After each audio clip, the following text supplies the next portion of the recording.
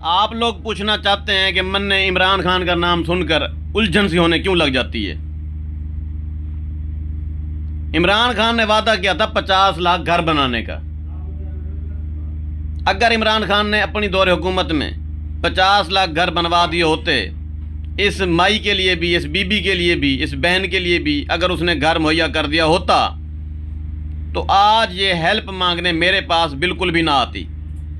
اس کو کہیں سے امید کی کرن نظر نہیں آئی تو شہزاد بھائی نظر آیا،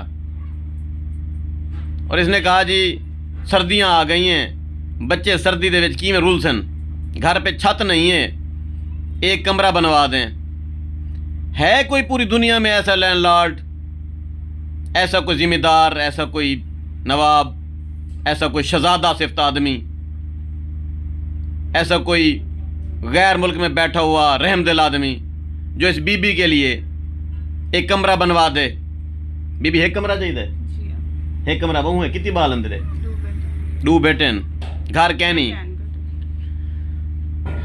ویٹ کروں گا میں 10 دن، میں دیکھنا چاہتا ہوں میرا کون سا دوست ہے جو امداد کرتا ہے، جو ہیلپ کرتا ہے، اس بی بی کے لیے گھر مہیا کرتا ہے۔ لیکن لوگوں کے ضمیر مر گئے ہیں، اپنے لیے بلڈنگیں بناتے ہیں، محلات بنواتے ہیں، لیکن اپنے ہمسائے کا ان کو خیال نہیں ہے، اپنے وسیب کا ان کو خیال نہیں ہے۔